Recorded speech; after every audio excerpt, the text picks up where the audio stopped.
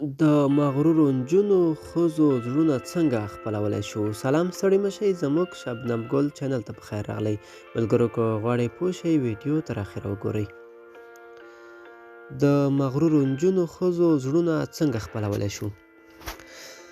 ممکن کومه ښکلې نجلۍ زړه درته یوسي او تاسې هڅه وکړئ چې خبرې ورسره وکړئ، خپل احساسات ورته ښکاره کړئ، خو دا چې ښکلې نجونې مغروره وي، خبرې نه ورسره کیږي او د چا په کیسه کې هم نه وي، مشکله ده چې خپله د زړه خبره او کیسه ورته بیان کړی شي. دا چې ولې ځینې کسان په اسانۍ نه جذب کیږي مختلف لاملونه لري او سربیره پر دې یو شمېر نجونو ته خوند نه ورکوي چې له خلکو سره ګپ شپ وکړي. پوښتنه دا ده چې له دا ډول نجونو سره څنګه خبرې وکړو یا هغه څنګه جذب کړو. له خپل ځان سره مینه وکړئ، دا ډیر مهم ټکی دی. که پوښتنه وشي چې تاسې له خپل ځان سره مینه لرئ، ځواب به مو څه وي؟ که ځان درته مینه ناک نه ښکاریږي، نو له نورو خلکو څنګه دا توقع لرلی شئ چې باید مینه یې درباندې راشي؟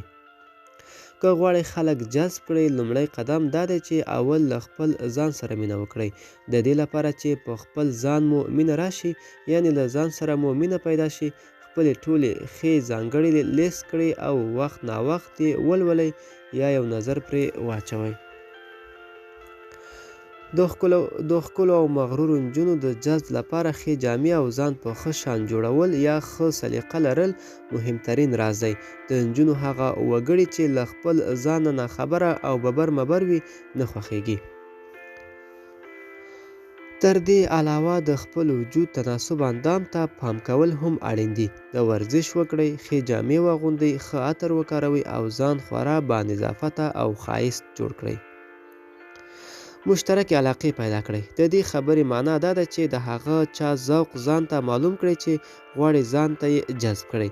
که هغه کس چې غواړئ مینه ورسره وکړئ له کتاب سره مینه لري، تاسې هم هڅه وکړئ چې د کتاب مینه په ځان کې وروزئ. د مقابل لوري په ذوق برابر کار کول د هغه توجه درته راوړي. بس د هماغه متل کیسه ده چې وایي مرغان هغه سره کیني چې بڼې یې یو شان وي. ملګرو، دا وه زموږ چمتو شوې ویډیو. خدای دې وکړي ویډیو نه مو مطلب اخیستی وي. د لا ښکلو ویډیوګانو لپاره زموږ شبنم ګل چینل سره اوسئ. تر بلې ویډیو ښې چارې.